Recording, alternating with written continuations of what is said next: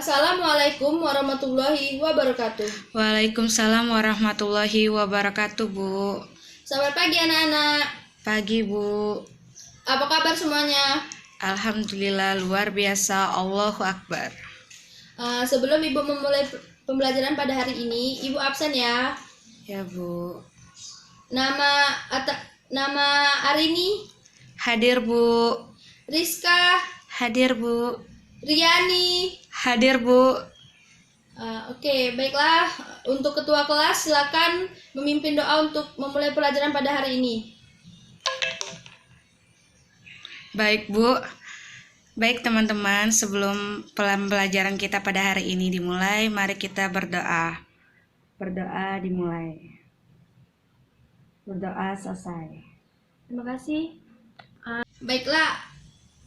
Ada yang tahu hari ini kita akan belajar tentang materi apa? Sebelum kita memulai pada materi hari ini, Ibu mau bertanya, apakah ada yang masih ingat materi minggu yang lalu? Saya, Bu. Ya. Jadi kemarin itu kita telah membahas mengenai pendapatan nasional, Bu. Jadi iya benar sekali. Pada hari ini Ibu akan membahas tentang materi perpajakan. Nah, ada yang tahu perpajakan itu apa? Belum, Bu, belum tahu. Jadi, perpajakan itu adalah kontribusi wajib kepada negara yang terhutang oleh pribadi atau badan usaha yang bersifat memaksa berdasarkan undang-undang dan tidak mendapatkan imbalan secara langsung dan digunakan untuk keperluan negara bagi sebesar-besarnya kemakmuran rakyat. Terus selanjutnya itu ada fungsi pajak. Kalian ada yang sudah tahu tentang apa saja fungsi pajak? Belum tahu, Bu. Jadi, fungsi pajak ada 4. Yang pertama yaitu fungsi budgeter pajak, yaitu fungsi yang dipergunakan untuk memasukkan dana secara optimal ke kas negara berdasarkan undang-undang perpajakan. Yang kedua yaitu sebagai alat penjaga stabilitas. Yang kedua yaitu sebagai alat pengatur atau regulen. Yang dimaksud regulen itu, pajak dapat dijadikan sebagai instrumen untuk mencapai tujuan tertentu, maka itu disebut untuk mengatur. Yang ketiga yaitu sebagai alat penjaga stabilitas. Yang dimaksud dengan stabilitas untuk menjaga stabilitas nilai tukar rupiah dan menjaga agar defisit perdagangan tidak semakin melebar. Yang terakhir yaitu sebagai sarana retribusi. Yang dimaksud sebagai sarana retribusi itu adalah untuk membiayai pembangunan infrastruktur seperti jalan, jembatan. Dan yang selanjutnya Ibu akan menjelaskan asas pemungutan pajak. Di sini ada yang bisa menjawab apa itu asas pemungutan pajak? Sepertinya belum, Bu. Oke. Asas pemungutan pajak yaitu terbagi menjadi 4. Ada asas equality, yaitu asas yang menekankan pentingnya keseimbangan berdasarkan kemampuan masing-masing sebagai subjek pajak. Yang kedua yaitu asas certainty, asas yang menekankan pentingnya kepastian pemungutan pajak seperti kepastian hukum yang mengatur dan kepastian subjeknya. Yang ketiga yaitu asas convenience of payment, asas yang menekankan pentingnya saat dan waktu yang tepat dalam memenuhi kewajiban pajak tersebut. Yang terakhir yaitu ada asas ekonomi, asas yang menekankan pentingnya prinsip ekonomi dalam pemungutan pajak. Sampai sini ada yang belum paham? Sudah cukup jelas, Ibu. Baiklah, Ibu lanjut ya ke jenis pajak. Baik, Bu.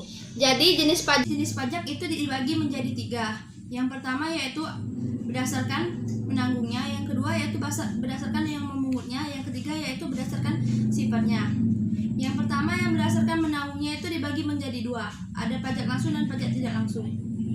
Pajak tidak langsung atau direct tax, pajak yang dikenakan secara berkala terhadap seseorang atau badan usaha berdasarkan ketetapan pajak.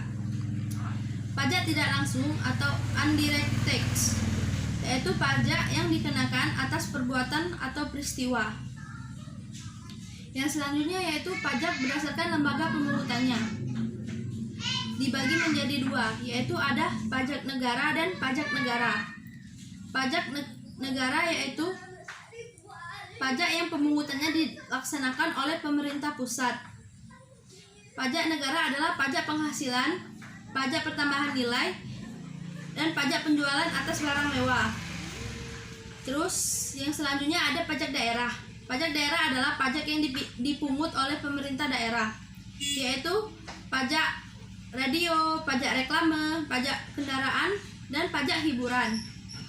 Yang selanjutnya yang terakhir yaitu pajak berdasarkan sifatnya. Dibagi menjadi dua, yaitu menjadi pajak subjek dan pajak objektif. Pajak subjek adalah pajak yang berpangkal pada subjeknya, wajib atau wajib pajak. Contohnya seperti pajak penghasilan dan pajak bumi bangunan. Yang selanjutnya yaitu ada pajak objektif, pajak yang dipungut berdasarkan objek tanpa memerhatikan wajib pajak, atau contohnya pajak penjualan dan cukai. Langsung lanjut ke sistem pemungutan pajak. Sistem pemungutan pajak yaitu ada 4. Yang pertama yaitu adalah Official Assessment System. Ini pajak yang menentukan besarnya utang pajak oleh orang pribadi maupun badan yang dengan mengeluarkan suatu ketetapan pajak.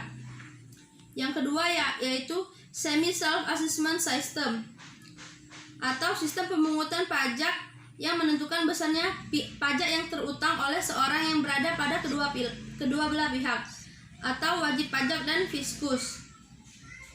Yang selanjutnya ada Withholding System, adalah sistem pemungutan pajak di mana wewenang untuk menentukan besarnya pajak terutang oleh seorang berada pada pihak ketiga. Yang selanjutnya yang terakhir yaitu Full Self Assessment System, yaitu pemungutan pajak yang harus aktif menghitung dan melaporkan jumlah pajak terhutang tanpa campur tangan dari orang lain. Selanjutnya yaitu ada objek pajak. Objek pajak dibagi menjadi 3. Yang pertama yaitu stelsel nyata, yaitu pemungutan pajak dapat dilaksanakan pada akhir tahun. Yang kedua yaitu stelsel anggapan, pemungutan pajak dapat dilakukan pada tahun pajak. Dan yang terakhir yaitu ada stelsel campuran, yaitu pengenaan pajak pada awal tahun yang didasarkan pada suatu anggapan dan pada akhir tahun yang didasarkan pada suatu kenyataan. Baiklah, ada yang ingin bertanya setelah ini? Baiklah, itulah materi pembelajaran kita hari ini. Jika ada yang ingin ditanyakan, silakan. Tidak ada, Bu. Baiklah, jika tidak ada, silakan yang ingin menyimpulkan. Saya, Bu. Ya, silakan Rizka. Baik, Bu. Jadi dapat kita simpulkan materi kita pada hari ini bahwa pajak itu merupakan kontribusi wajib kepada warga yang terutang oleh pribadi ataupun badan yang bersifat memaksa, Bu, yang berdasarkan undang-undang dengan tidak mendapatkan imbalan secara langsung dan digunakan untuk keperluan negara bagi sebesar-besarnya kemakmuran rakyat, Bu, di mana memiliki fungsi pajak, asas pemungutan pajak maupun kita pada hari ini membahas tentang jenis-jenis pajak juga, Bu, serta kita di sini membahas mengenai adanya sistem pemungutan pajak, Bu, seperti yang telah Ibu jelaskan tadi, Official Assessment System, Semi Self Assessment System, dan Withholding System, serta Full Self Assessment System, Bu. Mungkin itu saja, Bu, yang dapat saya simpulkan, Bu. Terima kasih. Ya, benar sekali kata Rizka. Pajak itu merupakan iuran wajib yang bersifat memaksa pada pihak atau badan usaha yang wajib membayarkan pajak setiap tahunnya.